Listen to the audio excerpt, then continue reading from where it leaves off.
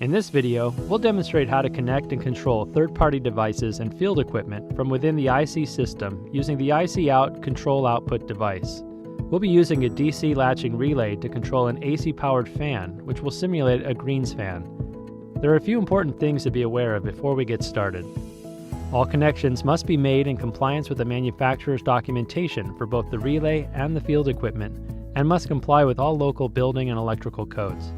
If necessary, please consult a licensed electrician to perform this operation. Always install devices with the IC wire pad turned off. And finally, remember that you have to use the Rainbird Central Control software version 8.1.0 or higher with IC in and IC out devices. Let's start the installation. Step 1 is to gather all of the necessary products and installation tools. We have an IC out device, an AC powered fan simulating a greens fan. In this case, we had the leads to the fan. We also have a DC latching relay, a DIN rail-mounted latching relay socket, a DIN mounting rail, Rainbird direct berry splice kits, 2 silicone-filled tubes and 3 wire nuts, an AC external power in cable, wire strippers, a maxi cable stripper, and a Phillips screwdriver. The DC latching relay is available from Rainbird and other suppliers. Step 2 in the process is to select the location for the equipment. When installing in the field, Rainbird recommends that you install the DC latching relay inside a weatherproof enclosure along with the IC Out device, as close as possible to the field equipment that is being controlled. The latching relay will usually be closer to the field equipment, somewhere near the control box, and the IC Out will be closer to the field wiring for the IC system, or the maxi cable. If you're using a rail inside the weatherproof enclosure, be sure to install it safely and securely, and make sure it meets local building and electrical codes. Step 3 is to connect the IC Out device to the field equipment that is being controlled via the DC latching relay.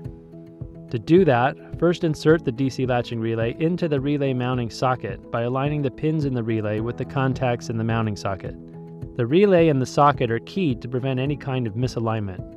As you can see, there's only one way to install this. The optional mounting rail slides into position like this. Be sure to lock the assembly into place and then mount it inside the enclosure. In this case, we aren't using the mounting rail, so you have the DC latching relay mounted right onto the socket. Before we make the connections, let's do a quick primer on latching relays. A latching relay switches an external power input between 2 external power output terminals based on the state of the relay. On one side of the relay, the center of the top row is blank with no terminal screw. The side with the blank is the side with the power input and control input terminals. The other side has the power output connections. The bottom row of the input side is the power input. The top row is control inputs. There are 2 sets of power output terminals, the top and bottom rows. The bottom row is normally open terminals 4 and 6. Which means that when the latching relay is in the off state, the normally open connections do not supply power. For most of the field equipment we control, we'll end up using normally open terminals.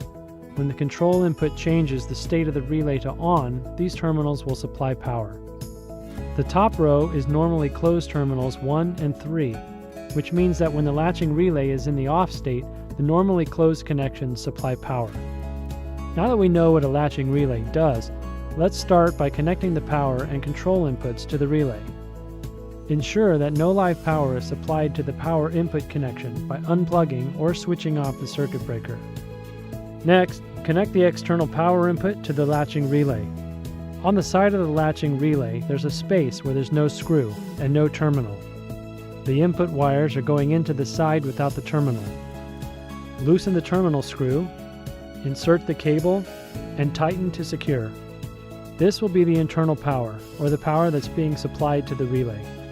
Now that we have the power supply connected to the latching relay, let's connect the IC Out output wires to the latching relay. These go on the same side as the input power, and you may need to trim them down a bit. The terminals, or the connections on each side of this space, are referred to as the A and B, or the A1 and A2 terminals. Loosen the screws. Connect the IC Out red and white control wire to terminal B, or A2. Connect the IC Out black and white control wire to terminal A, or A1. Tighten. The IC Out is now plugged into the DC latching relay, and the input supply is also connected. Don't connect the solid red and black cables to the field wiring yet. Now that the device is connected to the relay, let's ensure that the IC wire path is turned off. This is very important. Once that's done, we're ready to connect the IC out device to our system using the IC system field wiring or maxi cable. Connect the 2 red wires, use wire nuts to make a secure splice, then insert the wire nuts into the silicone-filled tubes if you're installing inside a valve box. Make sure the silicone gel completely covers the splices, then close the tubes.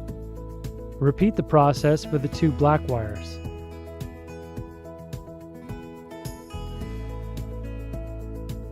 And now the IC out device is connected to the IC system field wiring.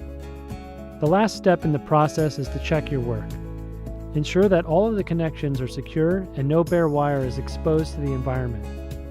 Apply power to the wire path and allow 2 full minutes for the IC system to power up before performing any operations. Now let's connect the field equipment. These are the leads for the greens fan. Connect one wire from the field equipment to the wire from the external power input. Protect the splice with a wire nut and turn the wire nut clockwise to secure the wires. Now connect the second wire from the field equipment to terminal 6, the normally open terminal, on the bottom row on the output side of the relay. This completes the circuit between input power and output power. This type of connection minimizes potential shock hazard at the latching relay. We're now ready to either activate the circuit breaker or, in this case, use an external power supply to provide power to the DC latching relay. When the signal to turn on the equipment is sent, it will turn the DC latching relay on, which means the circuit will be closed and the input power will be routed to the field equipment. The IC out installation is now complete. Next, please watch our video on configuring and controlling IC out devices using the Rainbird Central Control. Thanks for watching.